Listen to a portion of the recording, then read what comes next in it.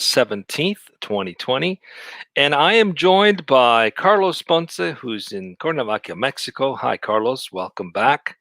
Thank you. And Kim Lantis in Hermosillo, Mexico. Hi, Kim. How are you? Hello. I'm fine, thank you. Excellent.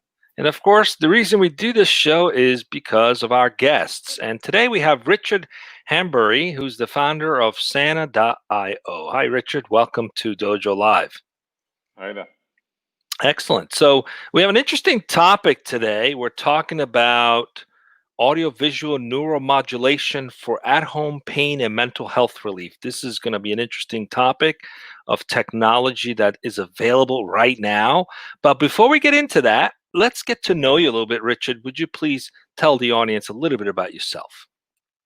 Certainly, yeah. So I had a wheelchair. I had an accident in the Yemen in 1992 that put me in the wheelchair. I had a choice of a head-on collision next to a petrol truck or to go off a bridge, and that resulted in a spinal cord injury, a traumatic brain injury, and an aortic tear, and then all of that resulted in a nerve damage pain problem that I had to fix my own problem, which was the beginning of the 28-year journey to where we are today. Wow. Okay. You definitely know how to keep people interested and intrigued. So I'm curious to get to know a little bit about your company. Tell us about your business, Sana.io. First of all, how did you come up with the name, and what do you guys do? Well, yeah. So the name comes from a couple of things. First of all, it's Sana'a is the capital of Yemen, which is where I was when I had the accident that started all of this. In Arabic. Oh, it also means something in Spanish as well. Oh yeah, it does. Yeah, exactly. Mm-hmm. And in Arabic it means the name Sana'a actually means radiance or brightness, and seeing we're a light-based technology, that works. And in Latin it means healthy. And then, as Kim was about to point out, I think in Spanish, Sana means healthy. Oh, sorry, it means have health, be healthy. Yeah, like to heal. Very great. Super fitting. I picked up on that right away. It means the same thing in Italian, but it's a female version of sane, sana, when someone is sana or in good shape or mentally speaking. So great. All right, let's go right into it today because we have an interesting topic, and obviously this 28-year journey, you have a lot to share, and we want to hear all about it. Kim, please introduce the show today. Sure. Thank you, Tulio, and thank you for being here, Richard. So today's topic, audiovisual neuromodulation for at-home pain and mental health relief. More specifically, meeting the increasing demands for non-drug pain and mental health treatments for at-home patient populations. Now, I guess the genesis of your product and what you do, Richard, is a very personal one, right? This started with you, I'm guessing, and your own needs to have to deal with your own physical and mental pain. And then you, I'm assuming, transition this into business opportunity. So why don't we go to there's so many talking points from this, but I would first like to talk about your own personal story of what you were experiencing and how that led to the ideation of what it is you do today.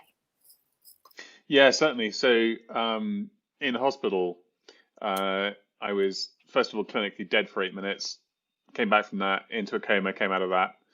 And then they told me I had a 5-year life expectancy because of the degree of nerve damage pain. They put me through the standard of care, which really hasn't changed much in 28 years. Opioids, gabapentin, other drugs, implantable devices, external devices. And when all of that is done, they teach meditation. Back in 1992, it was largely sort of suicide prevention. They're basically trying to take the edge off.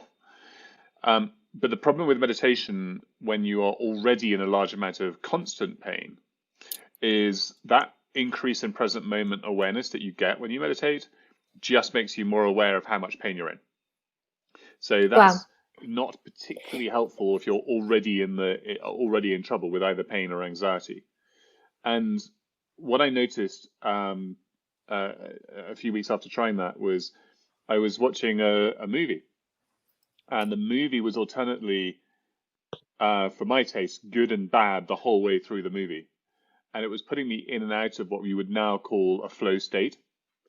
And at the end of the movie, I thought, holy crap, that changed my pain levels more than morphine.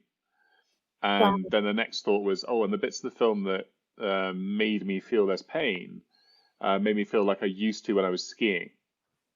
So that's sort of how I started the chain of thought.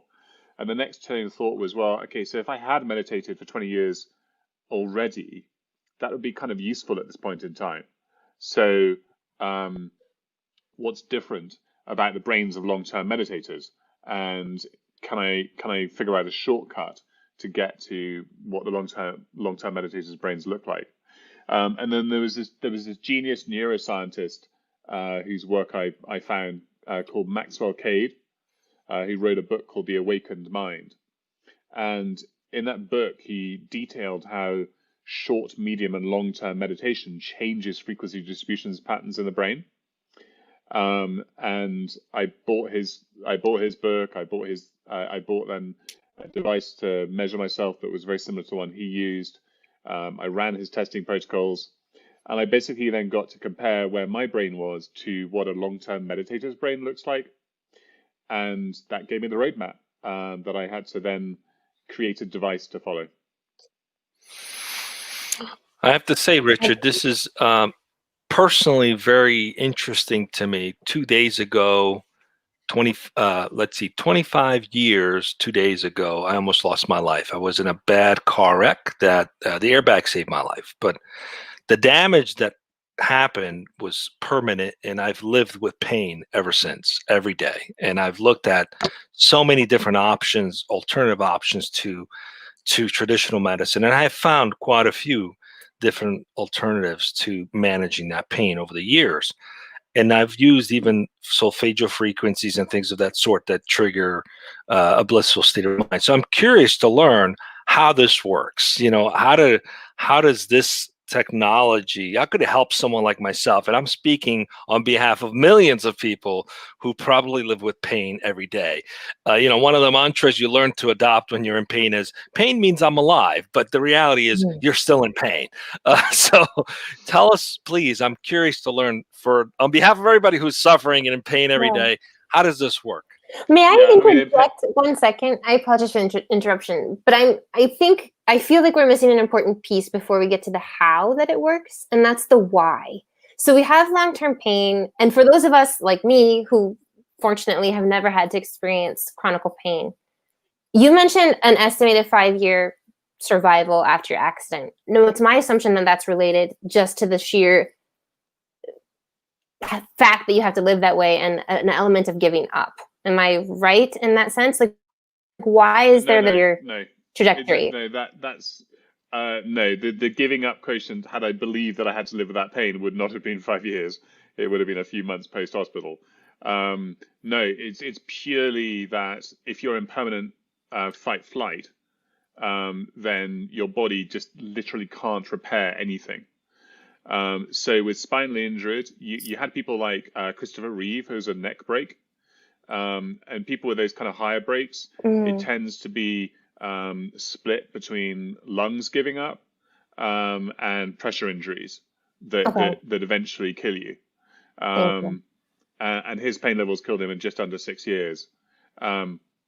With lower break injuries like mine, it's pressure injuries that are the largest cause. So essentially, your body can't fix anything, because it's diverting resources to your muscle groups to prepare you to fight, to run away. And pain is the worst kind of stressor there is. So you're permanently in fight-flight in that kind of level of pain. Okay, we go back to the question, please, at hand. I'm curious to learn how it works. Yes. Let's go into how it works, and then we'll get a little more. Thank you. Certainly. So before I show you the device, quick FDA disclaimer: we are approved as a 513G wellness device for sleep and for improving sleep and improving mental wellness. And we are not yet approved for any medical indication. We're going through that process. We've got 2 large clinical trials going on at the moment, one for fibromyalgia, one for neuropathic pain, and many other pain and mental illness trials in our pipeline. So with that disclaimer, this is a device as it currently is. You're getting pulsed light through closed eyes and sound into your ears. So what happens is the person who's using it, literally all they have to do is sit in a reclined position or lie down, put on headphones, and press play. And what the user experiences is a pulse of light through closed eyes and a pulse of sound into their ears, and that gives you four inputs into the brain. And we're cycling through those four inputs in a very specific way to get the brain into a very deeply relaxed state. Now, all pain can be divided up in multiple different ways, but the most useful way for this is to think about central mediation, i.e. how the brain is processing a pain signal, and peripheral pain, the signal that's actually coming into the brain. Now, my particular type of spinal cord injury and TBI pain, I didn't actually have a pain signal coming up from my body. I only had essentially a corrupted data stream. So when you get more relaxed, your brain actually goes into an increased speed of neuroplasticity. So your brain is adapting to where it is more efficiently. With me, that wiped out all of my underlying pain in actually precisely 3 months. The other end of the scale would be someone who we've had users with things like complex regional pain syndrome, where you do have a peripheral pain signal. And in those kind of cases, we are helping people round about 10 to 20% reduction in pain. That lasts, and if they stop using a device, within about a month, they go back up to their previous pain levels. So one end of the spectrum, we are potentially just a tool and toolkit, and the other, hopefully, we'll find other people like me that we're a silver bullet for solving their pain issue. So you put it on, you use it for 16 minutes as a standard session, and most people are using it once a day. By the time they've got things under control, they're using it once a day, and they're using that at night to help them go to sleep quicker. Because basically the quality of your sleep then also determines your sensitivity to pain the next day to a large degree. And yeah, that's the short version, not very short. That's absolutely phenomenal. I had picked up on your use of the pain that I had. And I'm like, oh, so this isn't just the idea of treating pain. It can actually cure pain. Yes. So in my particular case, spinal cord injury and TBI, traumatic brain injury related pain, all of my pain was how the brain was processing a signal that wasn't actually a pain signal. And so something like fibromyalgia is an example that is in between those two extremes, where it's a condition where your brain is amplifying a real pain signal. So in that kind of example, we're cutting pain sometimes in half, but improving quality of life by about 45% is the average of our pilot study. So hopefully we will find other groups like SCI pain and possibly phantom limb. Hopefully we'll find subgroups where, like me, it can be a total fix. And then in everything else, we're a tool and toolkit to help people manage it with everything else they're doing. So we're not trying to replace anything. We're trying to be an extra tool to help people in any different way. I would like to replace Ambien, but that's another whole other story. Nice. But mostly, opioids have their place. But if you take less opioids, they're safer. So we really very much see ourselves as a tool and toolkit. And a large part of it is giving people agency, giving people some more control over their life. Because if you have pain or depression or anxiety, and your only option is to pop a pill, it doesn't make people feel like they're in control of their lives, especially because the opportunity cost of popping a pill is always side effects. Unless you're taking a vitamin or melatonin, there's not a lot you can take pill-wise that doesn't have a side effect that you're going to pay for it.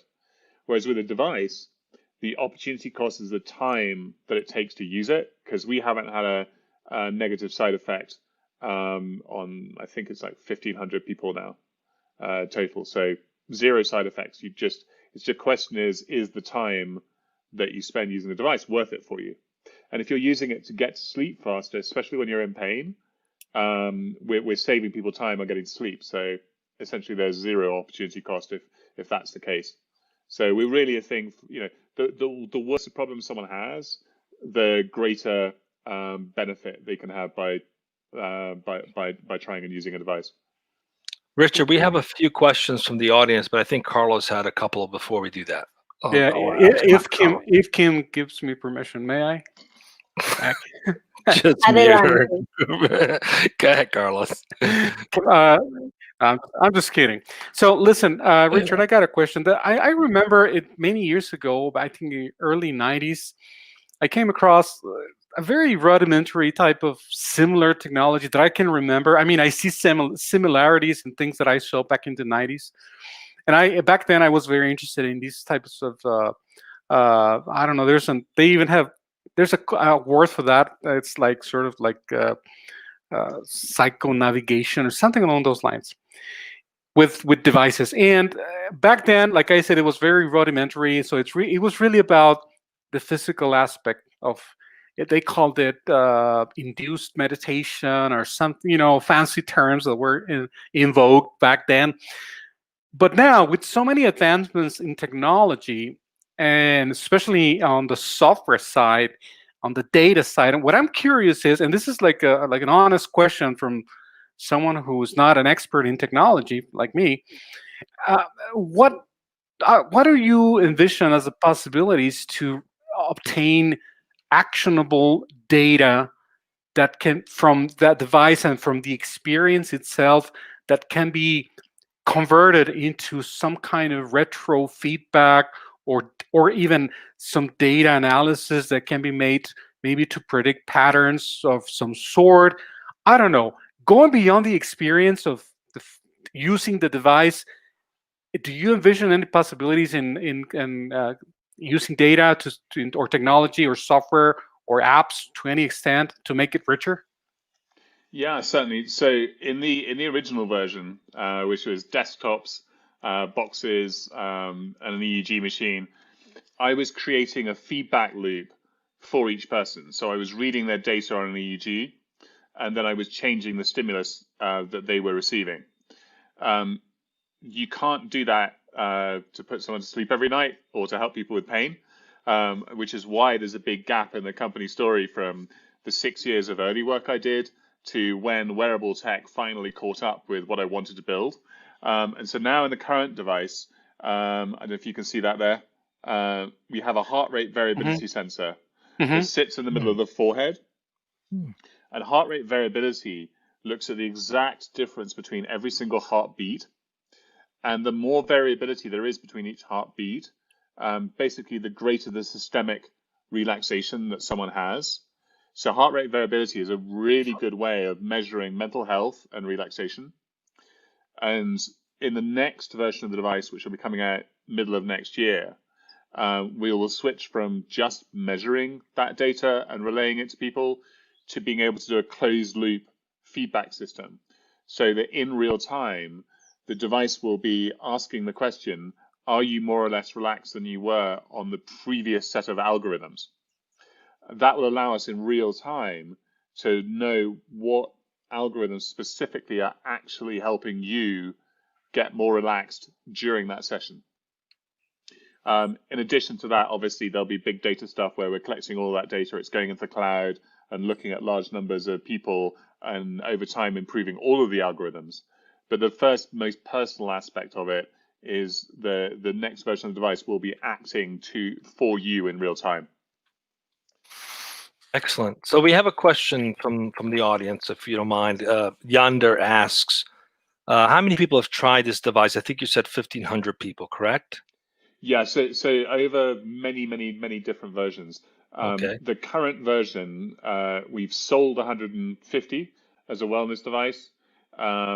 They're available to anybody to buy currently on our website at sana.io. /by Sana. We've got 120 that are being used in a clinical trial for fibromyalgia at Duke University, and another 120 that are being used at Mount Sinai in that trial. We also have quite a few devices out in the field currently being tested in various countries, various NATO countries, Canada, Hungary, UK, and some military use here. And the military use is all about fatigue mitigation. How do you recover really quickly when you've got a rapid turnaround? We've also got people using in mini studies in different places. Just sort of a few days ago, we have one of my new favorite people trying our device, who's a Canadian policeman, who is being very public about how he's battling his own PTSD, and spreading the word about how first responders struggle, and hopefully we'll be able to help him to the extent that he can help us help others. So yeah, there are lots of different uses. And again, just to reiterate the FDA part, we have a 513G approval as a wellness device, and all the other indications we will be going through clinical trials to prove out and get FDA approval for. Excellent. We have a few more questions from the audience. One is, have you thought about, can this be used to treat any kind of mental illness like depression, anxiety, any use cases for that? Yeah, so in all the clinical trials we've done so far, because we've completed 3, anxiety reduction ends up being the largest overall drop. Depression, the second largest drop. The anxiety reduction is probably driving the improvements in sleep and in depression. But anything where stress exacerbates a problem, we should be able to improve it. But anxiety and depression will be subjects of their own studies in future. But yes, it's a very, very important area. And then finally, the other question was, have you ever thought about using other kinds of wearables like a watch that can measure sleep quality, for example? I guess the question is, are there plans to introduce additional devices beyond the mask?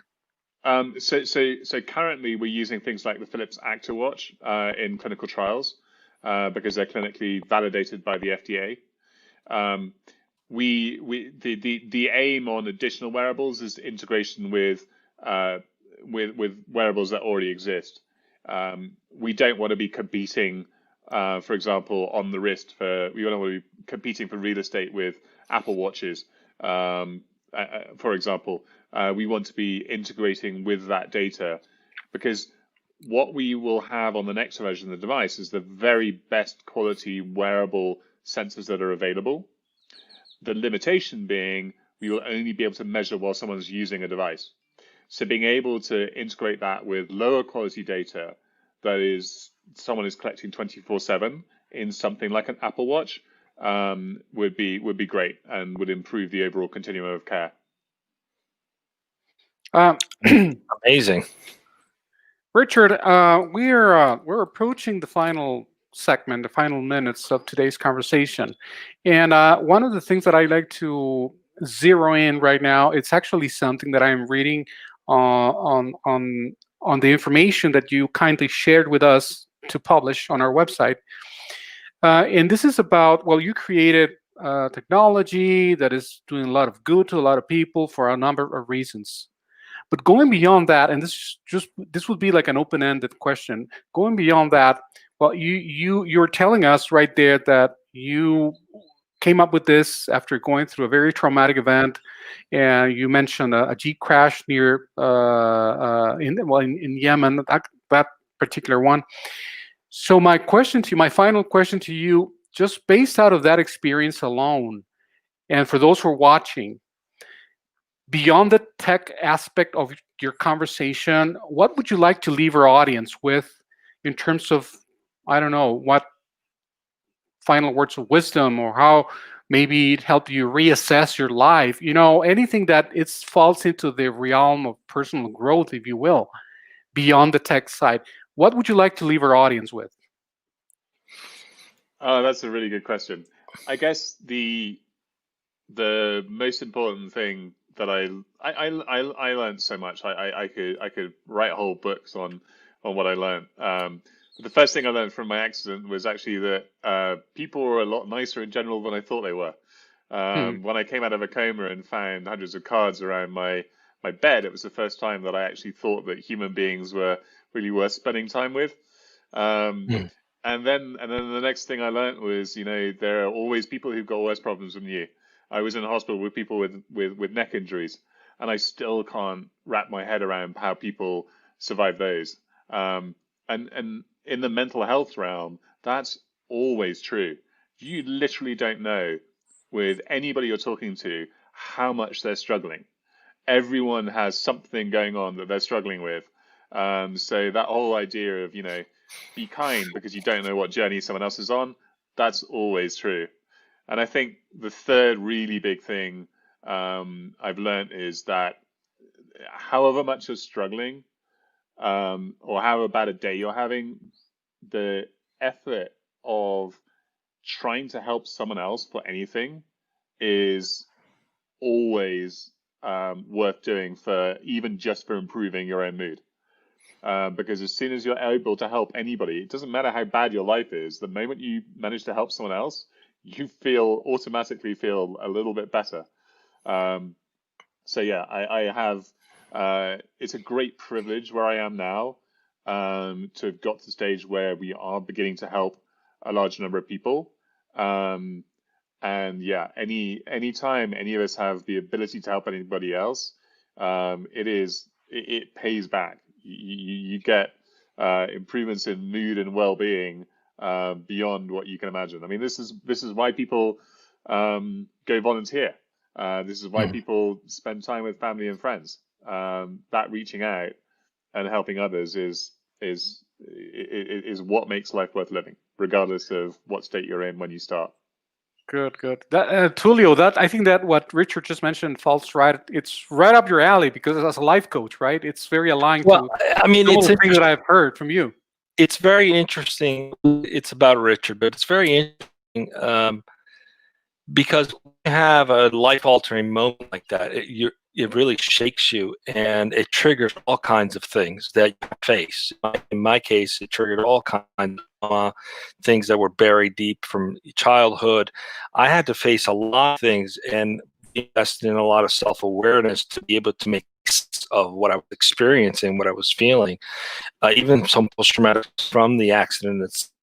And that awoken this desire to share with others of raised self-awareness, the importance of understanding yourself, right? So if you're next to someone who's a little snippy and a little impatient, chances are that person's in pain, whether it's physical pain or emotional pain. They're dealing with it that you can't see, which is how they sometimes are very short with their words, because if you're living in pain, you're just not 100%. So raising awareness that, we don't know what's going on in someone's head. You would look at it, we meet someone for 5-10 minutes and make an assumption about who they are, but we really don't know who they are. Even if we've known people for several years, unless we really live with them, we really don't know what's going on in their lives. So I admire that you've taken this tragedy and created a solution that can solve problems for millions of people. Very grateful that you've been in our show. Thank you so much. Well, thank you. I very much appreciate it too. I appreciate the ability to spread the help in spreading the word. Yeah, absolutely. Stay with us as we wrap up. Carlos, coming up, we have 3 more shows this week. 3 more shows, Tulio. That is correct. So tomorrow we have a double whammy, 1 at 10 and 1:10 a.m. and 1 p.m. Pacific. The first one is with Mark Grob, the head of Immersive Tech Center for UPS, about XR and enterprise through the years. Then the second one at 1 p.m. Pacific is going to be with Greg Dickinson and Doug Rudolph, the CEO and COO, respectively, of Omedim. And this is going to be about the building trust digitally throughout the customer journey. And finally, on Thursday, we're going to be speaking with Milana Valmont and Mateusz Grishalak. I don't know how to pronounce it, folks, to be honest, because it's foreign name for me.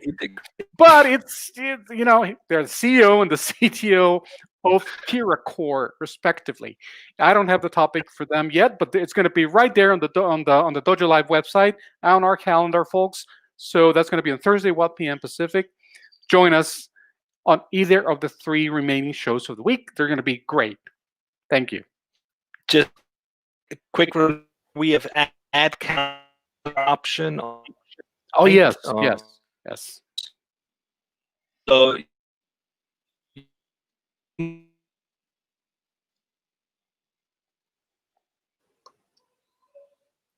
Did we lose Tulio, or is it just me? He's me, like, great. I think it's probably Tulio. Tulio, we're losing you. Oh, so sorry. For the first time, it's not me. Yeah. It's not your steam power internet. Okay. So, well, we're about, that was it. So thanks to our guest. And thank you to my teammates, co-hosts. See you next time.